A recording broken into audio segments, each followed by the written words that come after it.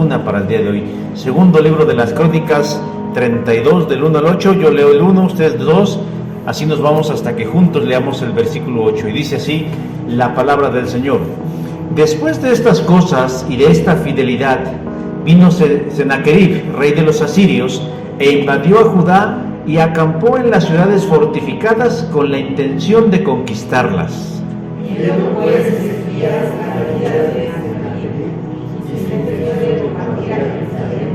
Tuvo consejo con sus príncipes y con sus hombres valientes para cegar las fuentes de agua que estaban fuera de la ciudad, y ellos lo apoyaron.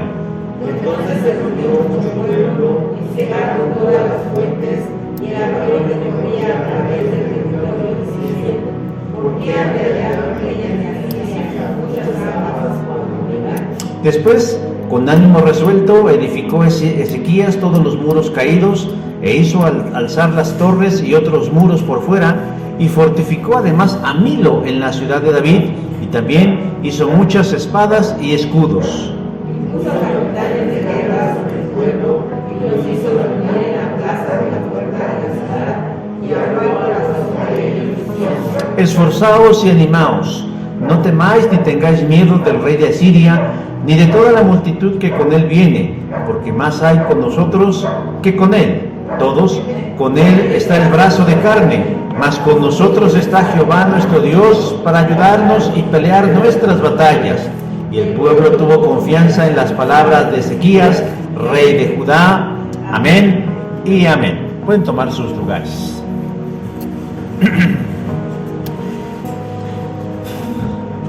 Ventaneando es un programa de espectáculos de la televisión mexicana que se ha caracterizado por informar acerca de los asuntos de la farándula. Dan su opinión respecto a los miembros de la comunidad artística, haciéndolo de una forma muy particular. A veces lo hacen de manera curiosa, irreverente, morbosa y hasta chismosa. Hace unos días, en estas semanas, la titular del programa se vio envuelta en una polémica, porque le preguntaron acerca de su relación con una joven cantante. La titular del programa Ventaneando dijo que no eran amigas, pero que admiraba su gran talento vocal, pero que la cantante se había distanciado con ella y su programa porque en otro tiempo habían hecho alusión a su sobrepeso. Sin embargo, las declaraciones de Patricia Chapoy no quedaron únicamente en esa entrevista, sino que la aludida, es decir, la cantante, hizo una videoreacción defendiéndose, y dentro de las muchas cosas que dijo, hizo referencia a que en ese programa la habían maltratado y que inclusive habían empezado una campaña de desprestigio, poniendo énfasis en su peso y en su talla, demostrando únicamente su odio hacia el sobrepeso, es decir, su gordofobia. Los seguidores de la cantante la respaldaron e hicieron un frente común en la entelequia de las redes sociales, armando tremendo escándalo, utilizando como bandera de guerra precisamente la gordofobia, el odio hacia los gordos.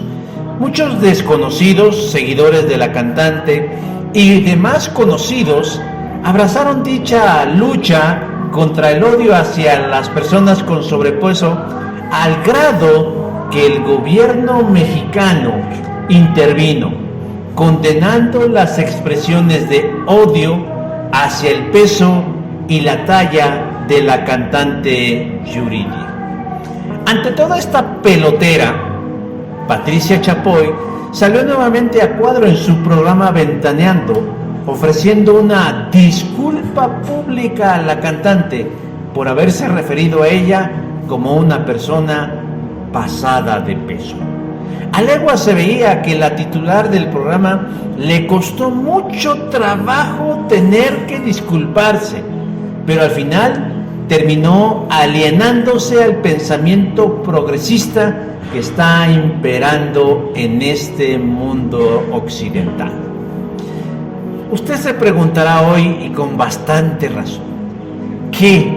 ¿Ahora el pastor nos va a hablar de los programas de la televisión? ¿Qué clase, qué manera tan baja de rebajar la exposición de la palabra?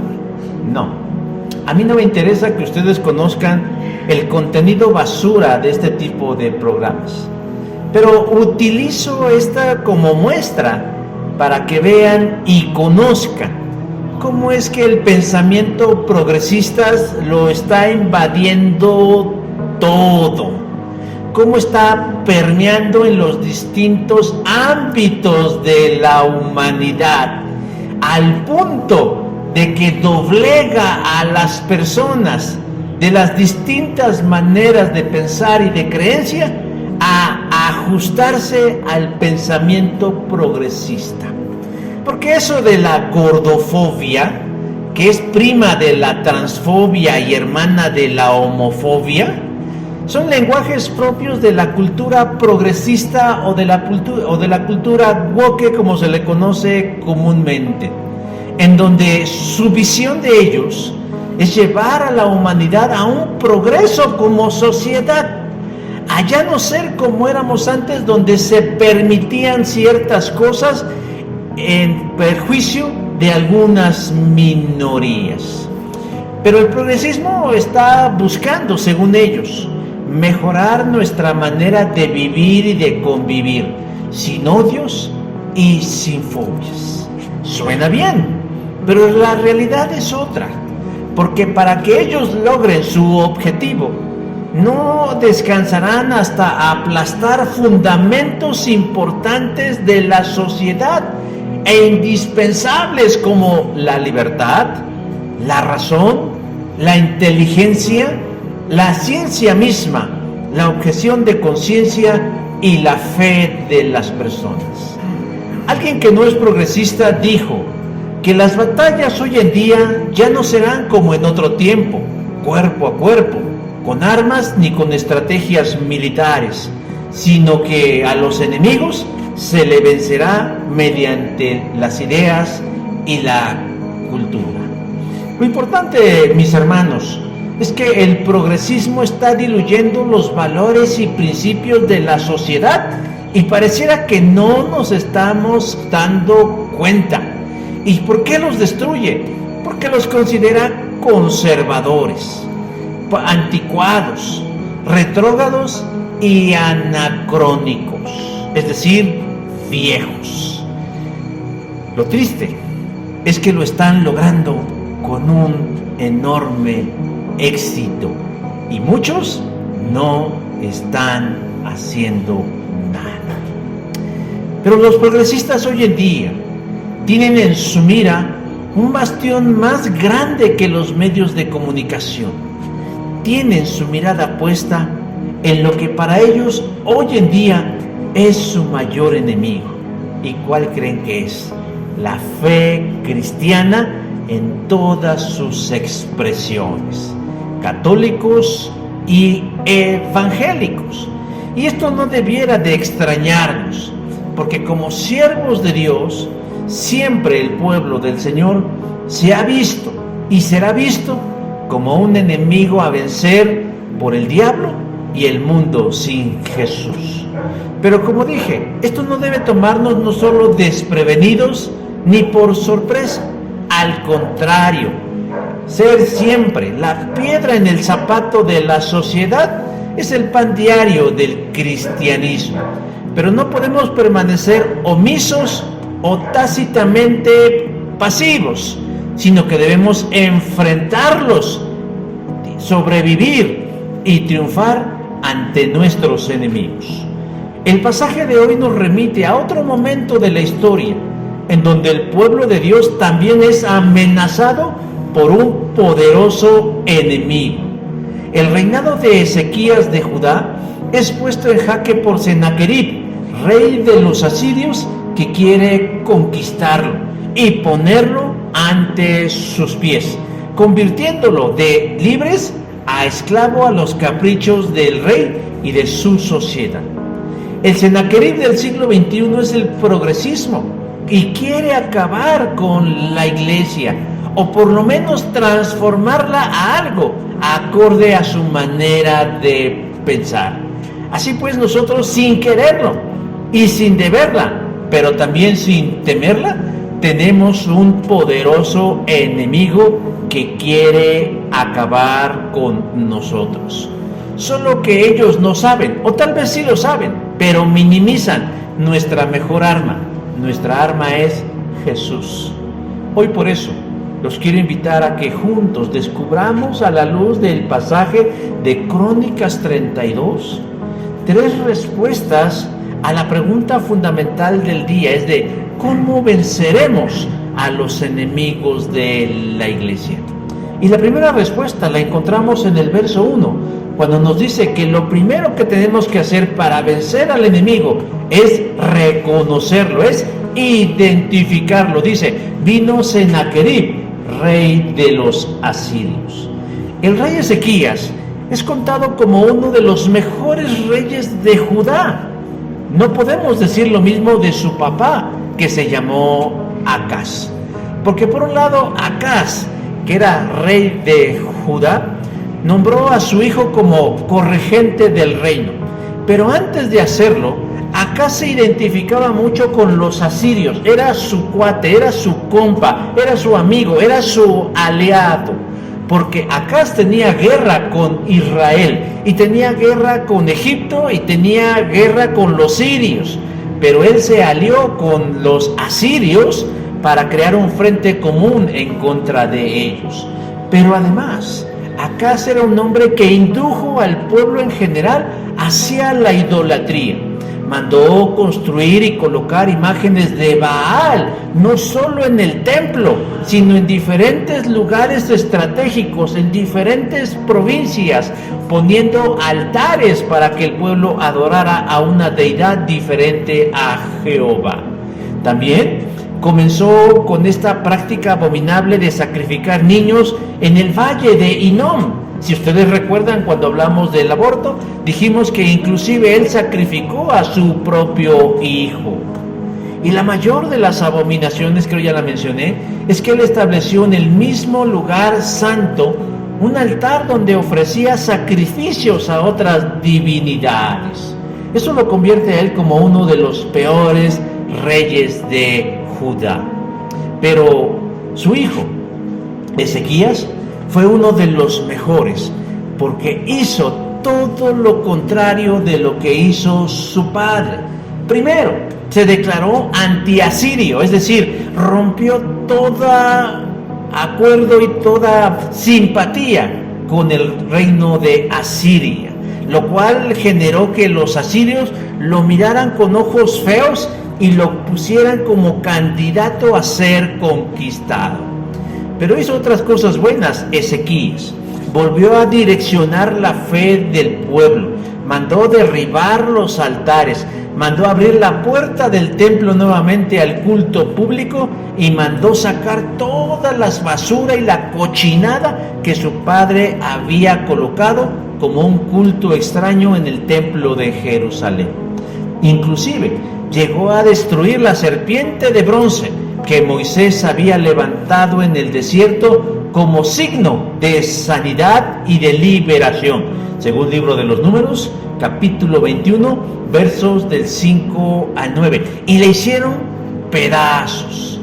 Con esta gran solemnidad, restituyó a los sacerdotes y a los levitas en las funciones del templo, y volvieron a celebrarse las ceremonias como Moisés lo había establecido. Parecía que todo era color de rosa y que la vida en Jerusalén marchaba al 100. Sin embargo, por el solo hecho de haberse desligado de los asirios y haberse pronunciado en contra de su manera de ser, le generó que Sennacherib ahora lo mirara con ojos de ser un candidato a ser un esclavo suyo. Por eso el capítulo 32 versículo 1 del libro de las Crónicas empieza así: después de estas cosas, de las cosas que yo les acabo de mencionar, y dice, y de esta fidelidad. ¿A qué se refiere la expresión y esta fidelidad? Precisamente a eso, a que todo lo que había hecho Ezequías en pro de estar bien con Dios, eran los momentos en los cuales ellos iban a enfrentar momentos difíciles. Hermanos, yo los quiero animar, y sé que con un gran dolor en el corazón, que desechemos de nuestra mente esa idea infantil de que si hacemos las cosas bien nos va a ir bien, y que si hacemos las cosas mal nos va a ir mal. Así no funciona la vida. Así no es la realidad. Si usted quiere ahondar más, le invito a que lea el libro de Eclesiastés y se va a dar cuenta que la vida a veces es impredecible, que a veces quien hace el bien le va mal y a veces a quien practica el mal le va bien. Y aquí vemos un caso emblemático, porque vemos que Ezequías era un hombre fiel a Dios, pero de pronto le viene una gran prueba, una gran batalla, una gran amenaza. Pero como decía hace un momento, no debe tomarnos por sorpresa, porque el apóstol Pedro nos lo dijo, lo diría siglos después. Queridos, no se sorprendan de las pruebas de fuego por las que están atravesando, como si algo extraño les sucediera.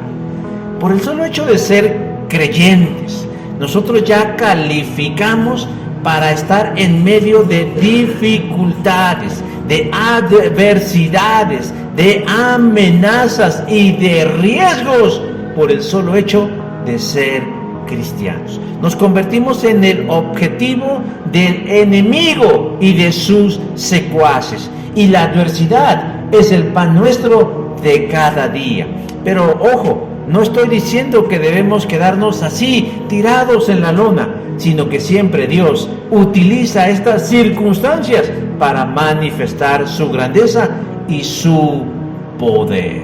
Bueno, entonces por eso, hermanos, es importante que nosotros no andemos por la vida comiendo moscas, que no andemos así como en la baba, como dirían coloquialmente, sino que sepamos, hermanos, que detrás de la esquina, sin caer en la paranoia, habremos de enfrentar un enemigo, en lo particular, pero también en lo congregacional. Y es menester de nosotros identificar contra quién estamos peleando, contra quién vamos a luchar, porque ahí nos dice en el verso 1 que vino Sennacherib, rey de los asirios.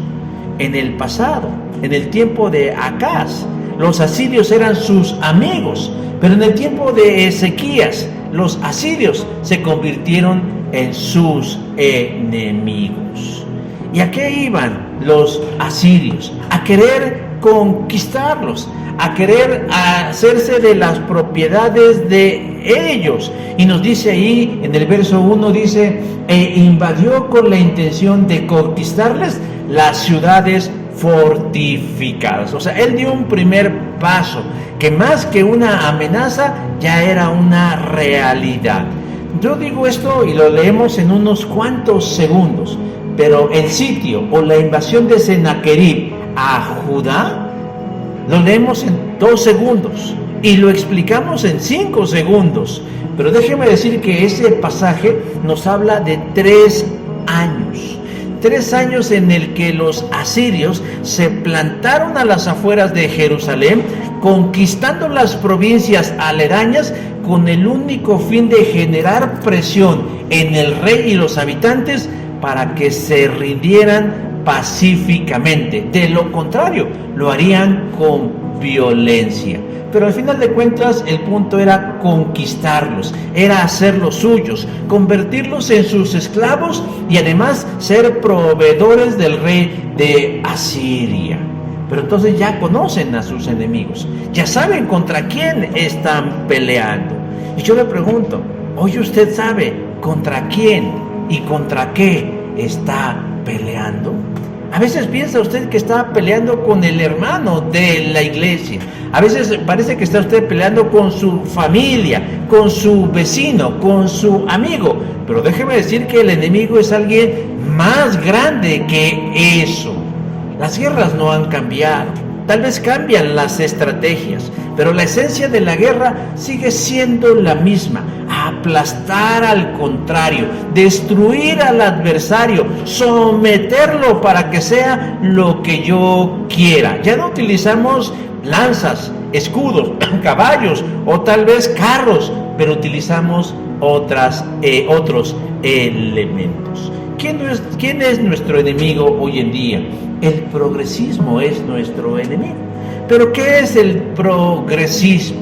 Es una nueva forma de pensar.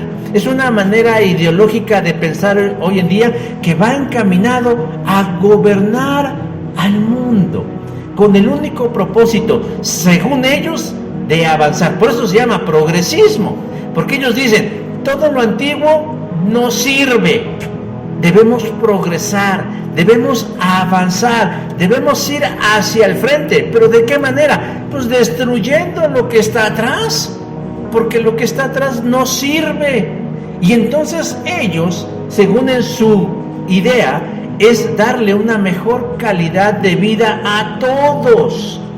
Pero aquí hay que precisar algo: entendiendo por todos, no a todos, sino a aquellos que se adhieran sin chistar a mis dogmas y a mis locuras. El progresismo lo está invadiendo todo, absolutamente todo, y ataca principalmente lo que en otro tiempo era normal, como por ejemplo la vida desde la concepción. Hoy en día hasta se ve como una desventaja ser mamá. Ya no se ve como una virtud o como una meta en la vida. Y si eso sucede, lo puedes resolver de dos maneras. Uno, matando al bebé a través del aborto. Y la otra, simplemente siémbrale a las mujeres jóvenes que ser madre ya no es lo de hoy. Que puedes vivir mejor con un perro, con un gato o con un hurón, pero no ya con un hijo. ¿Qué más ataca? La muerte natural, la eutanasia. Ya la gente no se puede morir como Dios manda, sino que ahora les podemos dar muerte asistida. Yo no sé si sea cierto, pero leí una noticia de una joven que fue a Suiza, creo que es Suiza en este país, donde fue a solicitar el suicidio asistido, porque ya no quiere vivir. ¿Qué otra cosa ataca? La familia como la conocemos: padre, madre e hijos, y empiezan a crear conceptos distintos de familia: 2 madres, 3 padres, 5, etcétera, etcétera, etcétera. Atacan la heterosexualidad. Ya no es la única norma de identidad sexual, sino que hay una infinidad amplia de identidades. La propiedad privada. Ya usted no puede decir esto es mío porque lo trabajé, porque me esforcé, sino que ahora todo es de todos. La clase media. No puede usted aspirar a más, porque si lo hace, usted simplemente es un ambicioso vulgar. La educación privada. No puede usted proveerse de una educación que le satisfaga, sino tiene que usted ajustarse a la que le dé el Estado, aunque esta sea una educación tendenciosa, aunque sea una educación progresista, aunque sea una educación de antivalores. ¿Contra qué van? Contra la tutela de los padres sobre los hijos. Hoy en día un niño podría acceder a drogas o medicamentos pro aborto sin el consentimiento de sus padres. Inclusive se está planteando la posibilidad, las famosas infancias trans, de poder cambiar su apariencia en aras de ser lo que su autopercepción le indique. Los derechos humanos, la libertad de expresión, ya no podemos hablar de nada. Ya no podemos decir ciertas palabras. Algunos dicen, no, es que la era del internet es maravillosa porque usted puede decir lo que quiera. No, yo no puedo decir la palabra, digo porque vamos a subir este video a la plataforma de YouTube, y si se escucha la palabra te las van a censurar. Y si los algoritmos te las detectan, te lo bajan, porque son mensajes de odio. La libertad de opinión, la libertad de reunión y la legítima defensa. Pero ¿cómo es que el progresismo ha llegado a tanto? Ha llegado a tanto a través de una minoría ruidosa que difunde sus ideas antinaturales, anticientíficas y sobre todo para nosotros anticristianas, como lo ilustramos al principio. Hablan de una gordofobia. No, señalar que alguien tiene sobrepeso no es odio, es simplemente señalar una condición. Que la otra persona sea sensible a esas palabras, bueno, eso ya es otra cosa, pero no podemos generar una campaña en contra de alguien simplemente porque se atrevió a decir que alguien tiene algunos kilitos de más. Ellos utilizan su condición asumiéndose como víctimas de un sistema anticuado, patriarcal y fóbico que los oprime. Y ahí tienen a los borregos diciendo, ay sí, pobrecita, la odian por ser gorda, la odian por ser hombre, y cuando es mujer, y viceversa. Y por lo tanto, ellos buscan cerrar los espacios, invocando a lo que se conoce como la cultura de la cancelación. Yo no sé si a alguien aquí le ha sucedido, a mí ya me pasó por lo menos una vez, ya me dieron una advertencia. En mi perfil personal de Facebook recibí una advertencia diciendo que yo hice un comentario que violaba las reglas de convivencia. Y me dicen, pero es una advertencia. Consideramos que no quisiste decir lo que dijiste, por lo tanto es una advertencia. La próxima vez que tú vuelvas a violar una de las reglas de nuestra comunidad, entonces tu cuenta será cancelada. ¿Y cuál fue mi comentario? Curiosamente no era un comentario contra el progresismo, simplemente era un comentario lógico. Eran un grupo de personas que hablaban y dijeron algo así como, es que hasta los latinos, así dijeron, hasta los latinos, y dijeron otra cosa. Y yo pregunté, ¿hasta los latinos? Fue todo lo que puse. Y después me llegó la notificación, diciendo que yo estaba diciendo algo en contra de la gente latina, cuando yo solamente pregunté que por qué hacían énfasis en los latinos. Hermanos, uno de los principales objetivos del progresismo, más allá de lanzar amenazas particulares, es acabar con toda expresión cristiana, porque el cristianismo obviamente es el bastión y la defensa de todo lo que ellos les impide sentarse en sus amplias y en sus reales para conquistar a toda la sociedad. Obviamente están empezando por lo más evidente y por lo más grande, que es la iglesia mayoritaria. Pero eso no implica que las demás expresiones protestantes o evangélicas caigamos también, hermanos, en sus acciones de verdadero odio. No es algo banal, hermanos, que vemos por televisión o en redes sociales. No es banal que a una mujer con sobrepeso, que según se le ataque de gordofóbico, que más bien se está señalando que tiene problemas de salud, sea suficiente para que una horda de zombies te hagan pensar que tú estás haciendo lo equivocado. Nosotros debemos ser lo suficientemente inteligentes para saber contra qué y contra quién nos estamos enfrentando, contra qué estamos luchando. No podemos andar por la vida diciendo, eso a mí no me importa, eso a mí no me toca, eso a mí no me interesa, porque indudablemente en algún momento cerca de usted se va a encontrar con alguien que esté a favor, y no solo a favor, sino promoviendo la muerte del no nacido, o tal vez en su familia, y tal vez muchas de las demás linduras que el progresismo promueve. Pero la segunda respuesta que el texto nos da a la pregunta de cómo habemos de enfrentar a los enemigos de la iglesia y cómo habremos de vencerlos, además de identificarlos, hermanos, es preparándonos. Decía yo, no solamente comiendo camote, sino preparándolo. Versículo 3 dice, tuvo consejo para cegar las fuentes de agua que estaban a las afueras de la ciudad. El autor del libro de las Crónicas, que por cierto se cree que es el sacerdote Esdras, omite muchos detalles de esta situación entre los asirios y Ezequías de Judá. Pero el autor del libro de los Reyes, cuyo autor se desconoce, sí nos deja más en claro cuáles fueron los detalles de esta situación. Se dice que Sennacherib decidió invadir y conquistar Judá. Y comenzó así, con todas las ciudades fortificadas de Judá, y las tomó. Segundo libro de los Reyes, capítulo 18, verso 13. Cuando Ezequías vio que ya era de a de veras, ya no era un rumor, sino algo de a de veras, mandó un mensaje al rey Ezequías diciéndole: yo he pecado, apártate de mí y haré todo lo que me impongas. Segundo libro de los Reyes, 18, 14. O sea, cuando él supo que el rey Ezequías lo iba a conquistar y le dio una probadita de su poder, Ezequías se achicó, se amilanó, se acobardó, y no debemos juzgarlo, porque así nos podemos sentir nosotros ante un ejército o ante un enemigo tan grande como lo es Sennacherib o como lo es el progresismo. Pero entonces Sennacherib le impuso el pago de un fuerte impuesto. Versículo 14 le dijo: dame 9,900 kilos de plata y 990 kilos de oro.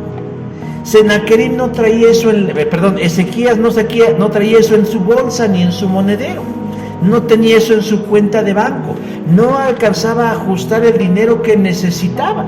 Por lo tanto, echó mano de los tesoros del templo para pagarle a los asirios. Señor Dios, discúlpame, préstame unos vasos de oro, préstame unos escudos de plata, préstame unos adornos, porque si no nos van a conquistar.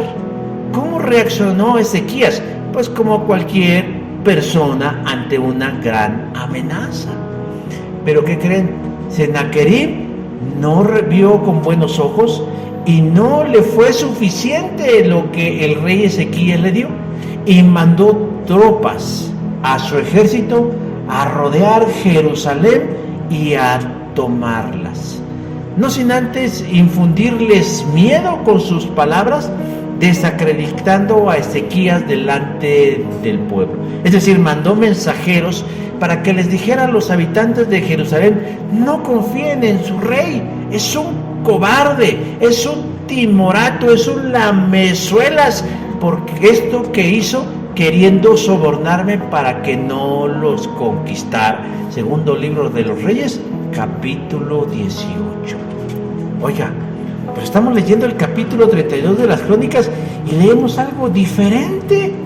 Leemos a un Ezequías muy echado para adelante, muy valiente. Pero resulta que no es que la Biblia se contradiga, como lo decía hoy el hermano en la clase, no, sino que hay que entender el contexto. Ese fue el primer encuentro de Ezequías con su enemigo, hacerse chiquito. Pero entonces Ezequías empezó a entrar en razón. Y viendo que las cosas no se resolvían con los métodos humanos, nos dice que hizo lo primeramente sabio que podía. Segundo libro de los Reyes, capítulo 19, verso 1, dice: rasgó sus vestidos y se cubrió de cilicio. ¿Para qué? Para entrar a la casa de Jehová. Fue a buscar a Dios, fue a buscar de Dios el consejo, la dirección, la asistencia, y después de eso mandó buscar al profeta Isaías para que directamente a través de él le trajera palabra de Jehová, y que él decía a Dios en relación a su enemigo poderoso. Y fue extraordinario ver la respuesta de Dios que le trajo a través del profeta. Segundo libro de los Reyes, capítulo 19, verso 6. Dios le dice: no temas por las palabras que has escuchado, con las cuales me han blasfemado los siervos del rey de Asiria. O sea, Dios escuchó a Ezequías ante su amenaza y su búsqueda. Dios escuchó a Ezequías. Y entonces sucede lo que nos dice Crónicas. Cuando leemos Crónicas, encontramos a ese Ezequías después de haber escuchado a Dios, de que Dios le dijo, no tengas miedo. Por eso ya vemos a un Ezequías valiente y con estrategias. Y entonces empieza la preparación. ¿Qué es lo que hace Ezequías? Reúne a todas las autoridades y a los hombres valientes del país y les dice, la primera acción que vamos a tomar en contra de los asirios será cerrar todas las fuentes de agua, para que cuando lleguen los soldados no encuentren agua disponible para ellos. Porque ¿cuál era el argumento? Versículo 4 del capítulo 32. ¿Por qué habrían de encontrar los reyes de Asiria muchas aguas cuando vengan?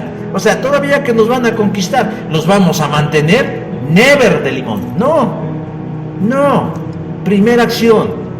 Vamos a cerrar los abastecimientos de agua. Tenemos para vivir para nosotros fuera de Jerusalén ni una sola gota de agua. Y saben, lo que más me conmueve no es la determinación de Ezequías, sino es que todos lo apoyaron, porque dice ahí, los príncipes y demás hombres valientes de Judá respaldaron las acciones de Ezequías. O sea, no hubo alguien que dijera, no, Ezequías, estás actuando mal, o no, yo no estoy a favor de lo que dice. No, sino que todos cerraron filas, se ciñeron al rey y dijeron, efectivamente, es lo que tienes que hacer. Otra acción que llevó a cabo el rey Ezequías fue reparar la muralla, porque parecía que había agujeros. Así como en el bosque de Tláhuac hay hoyos ahí en las murallas, en las rejas, aquí también había agujeros y él mandó cerrarlas, mandó reconstruir los huecos, pero además levantó una doble muralla con un grosor de 7 metros de espesor, para que los invasores les costara mucho trabajo penetrar. Pero Ezequías sabía que Dios haría algo, haría lo imposible. Por lo tanto, a él le tocaba hacer ¿qué? Lo posible. O sea, aunque él sabía que Dios le había dicho, no tengas miedo, que yo voy a hacer algo, él no dijo, bueno, pues aquí nos quedamos, ¿verdad? No, él se puso a hacer algo. Él dijo, tengo que reforzar la seguridad, tengo que tomar decisiones. Y es aquí donde nosotros, mis hermanos, tenemos que tomar sabiduría. Como iglesia cristiana, ¿qué debemos hacer ante la amenaza de un gran enemigo? Primero, hermanos, Dios no solo quiere que sobrevivamos, sino quiere que triunfemos en contra de nuestros enemigos. Y para ello nos da 4 recomendaciones en relación al pasaje. Primero, hermanos, busquemos a Dios como lo hizo Ezequías. Despojémonos de toda actitud sobrada y en humildad vayamos delante de Dios y digámosle, Señor, tenemos y enfrentamos como iglesia y a la vez como individuo a un gran enemigo. Viene por mi familia. ¿Quién tiene hijos en la escuela, nietos en la escuela? Van por ellos. Les van a enseñar a sus hijos y a sus nietos y a sus sobrinos cosas equivocadas. Deje usted un poco la moral bíblica o cristiana en contra de la ciencia, que los hombres no son hombres y las mujeres no son mujeres, y eso ya lo hace personal. Pidámosle al Señor sabiduría, pidámosle al Señor valor, pidámosle al Señor inteligencia, porque tal vez tendremos que pelear. Segundo, hermanos, cerremos filas, unámonos como pueblo cristiano, dejemos de lado las falsas lealtades, dejémonos de pensar que el enemigo es el hermano, el pastor, la iglesia o la comunidad de fe del otro lado. Yo pugno, hermanos, y sé que es polémico lo que voy a decir, pero pugno por un ecumenismo cultural. No estoy hablando de un ecumenismo religioso, no estoy hablando de un ecumenismo espiritual, no. Estoy hablando de una unidad cultural como manifestación cristiana. No es posible que dividamos más y más al cristianismo, porque el progresismo se puede valer de eso para diluirlos. Habrá tiempo para que debatamos sobre nuestros asuntos teológicos, si las lenguas, si las faldas, si el cabello largo, si María tuvo hijos o demás. Eso es para otro momento. Hoy es luchar en contra de un gran enemigo, porque podemos tomar consejos de otros y ser unánimes en conjunto con los otros. Tercero, hermanos, no nos aislemos. No nos aislemos, porque un creyente solo es más susceptible de ser tragado por el enemigo. De ahí la importancia y la relevancia de la familia de la fe, porque entre nosotros nos alentamos, nos aconsejamos, nos fortalecemos, pensamos mejor. 50 cabezas piensan mejor que una, hermanos. Nos cobijamos y, ¿por qué no? También nos reprendemos. No alentemos el divisionismo interno de nuestra iglesia local. Hay que ceñirnos a los fundamentos de nuestra fe y no nos movamos de allí, porque el progresismo hará que sus argumentos le parezcan convincentes. No puede haber una cristiana feminista, porque indudablemente estará a favor del aborto.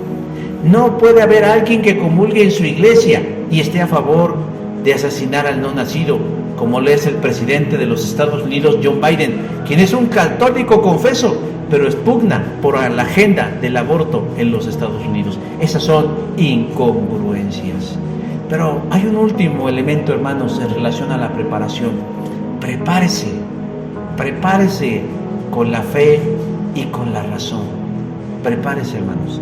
Conozca y abrace los argumentos sobre los cuales se fundamenta la verdad de su fe. Estudie la Biblia, no solo la lea, estudie la Biblia, involúcrese en los planes de enseñanza de la iglesia.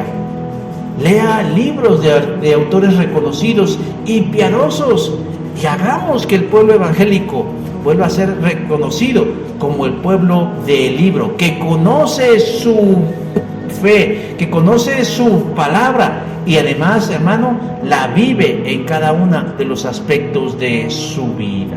Y así es como estaremos preparados para una muy buena batalla. En tercer lugar, y por último, ¿cómo hemos de vencer a los enemigos de la iglesia? Bueno, pues con la ayuda de Dios. Lo dejé al final porque es más que el postre, es el plato fuerte. Versículo 8. Con nosotros está Jehová nuestro Dios para ayudarnos y pelear nuestras batallas. Los 10 mandamientos, los primeros 4, primeros 5 mandamientos tienen que ver con Dios y el resto tienen que ver con nosotros. De la misma manera, esto, hermanos, la enseñanza de hoy, las primeras 2 cosas tienen que ver con nosotros, lo que nosotros tenemos y debemos hacer. Y lo tercero es lo que le toca a Dios. Ya se habían hecho todos los arreglos. Ezequías ya había hecho toda la estrategia para contener y para esperar a que el sitio de los asirios hiciera lo que tuviera que hacer. Pero mientras eso sucedió, él convocó a todo el pueblo. Y dice el verso 6, y los hizo reunir en la puerta de la ciudad y habló al corazón de ellos. O sea, ya estaba todo listo, pero él tenía algo que hacer. Y era no solamente informarles, sino era llegar al corazón de ellos. Era animarlos, haciendo que los dichos de su boca no solo llegaran a su cabeza, sino también llegaran a su corazón. Hermanos, el propósito de la exposición de la Biblia no es solamente llegar a su cabeza, es llegar a su corazón. Ese es el propósito de todo predicador que se jacte de ser una persona piadosa. Que la palabra de Dios no solo llegue a nuestras mentes, sino también a nuestras conciencias y nos lleve a actuar en consecuencia de lo que el Señor nos ha revelado. Y aquí Ezequías tuvo que echar mano de muchos elementos.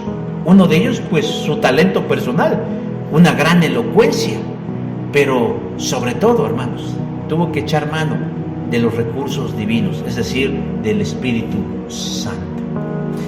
Hay que recordar que Ezequías anteriormente había estado con la pila muy baja.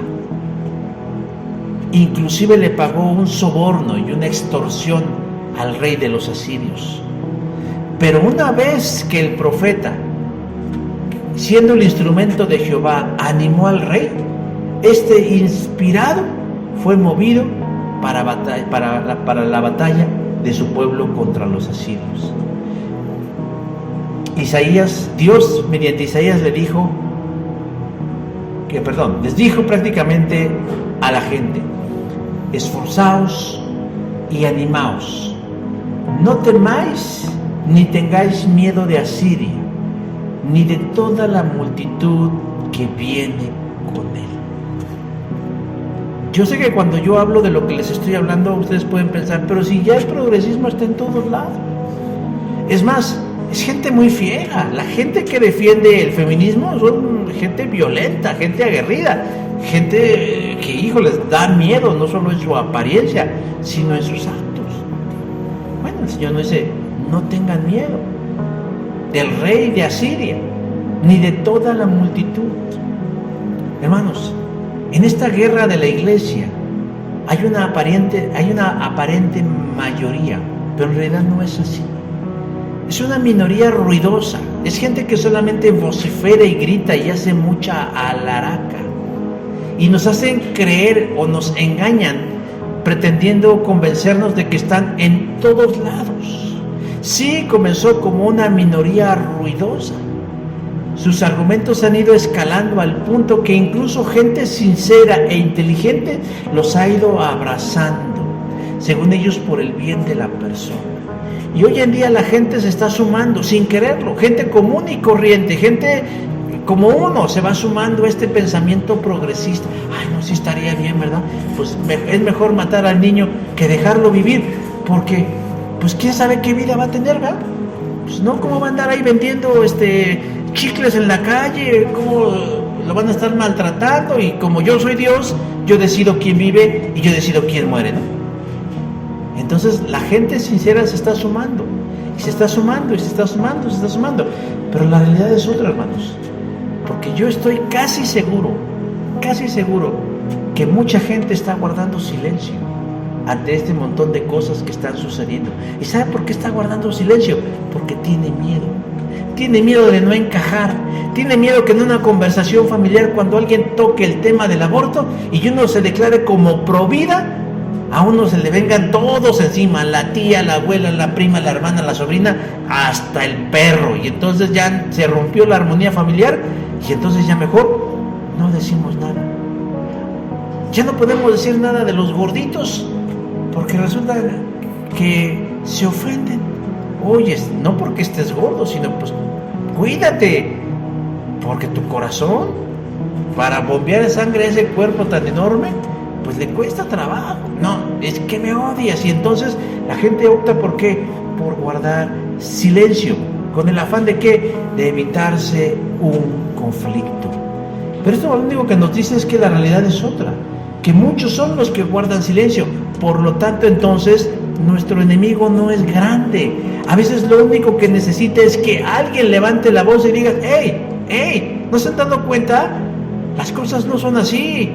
Tenemos una responsabilidad con Dios y su verdad, y por lo tanto tenemos que luchar. Hoy, como en el tiempo de Ezequías, la exhortación es la misma: no tengamos miedo ni vergüenza en defender la vida desde la concepción, de defender a la familia en su diseño original y demás paradigmas que los demás quieren destruir. Pero la invitación es más que decirnos: no temas.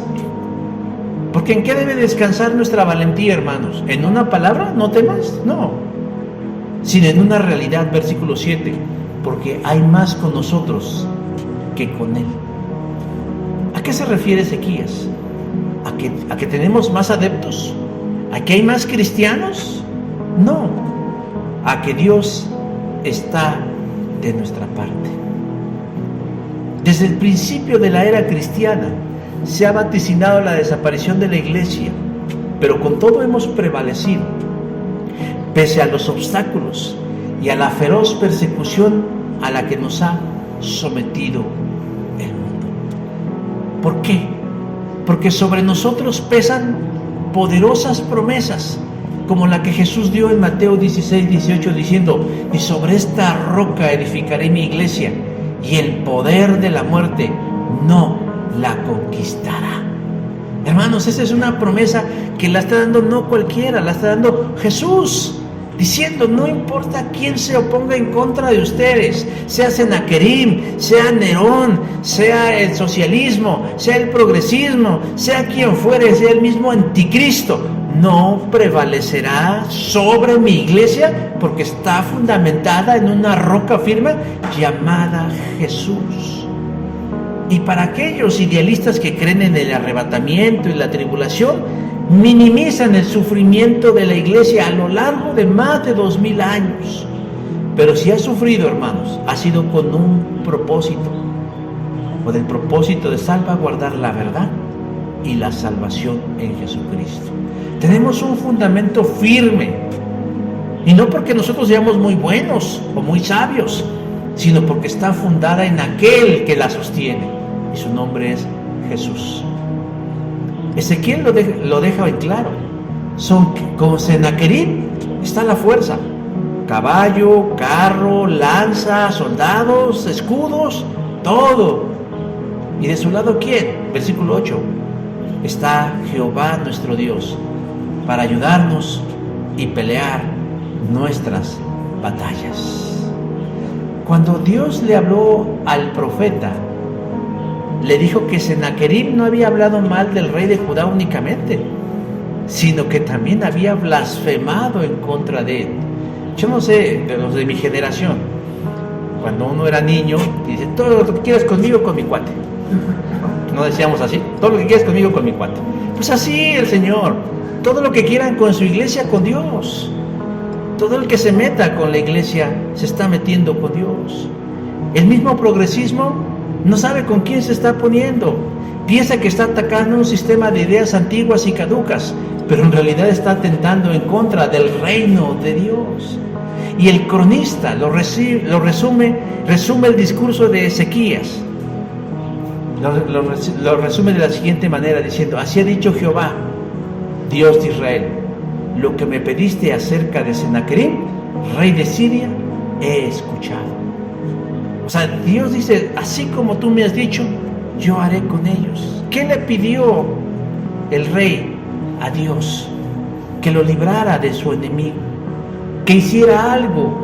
Y Dios le prometió: así como has dicho, así como lo pediste, así yo lo haré. Y Ezequías termina su discurso con las siguientes palabras: y el pueblo tuvo confianza en las palabras de Ezequías, rey de Judá. Yo espero en fe que al finalizar cualquier mensaje de la exposición de su palabra, ustedes terminen con la misma actitud, con la confianza en la palabra del Señor. Y ya todo está listo, preparados para la batalla y confiando en que Dios hará algo.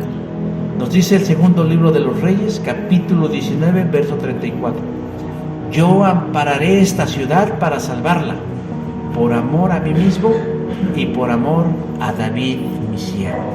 ¿La quieren parafrasear del siglo XXI? Yo ampararé esta iglesia para salvarla por amor a mí mismo y por amor a Jesús mi siervo. Segundo libro de los Reyes, capítulo 19, verso 34.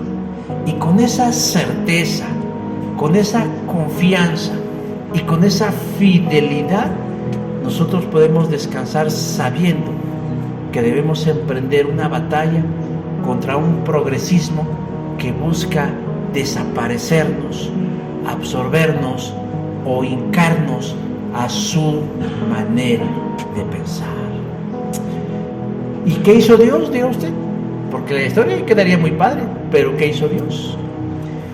Dice el segundo libro de los Reyes, capítulo 19, verso 34: y aconteció que esa misma noche salió el ángel de Jehová y mató en el campamento a los asirios a 185,000, y cuando se levantaron por la mañana, he aquí que todo eran cuerpos muertos.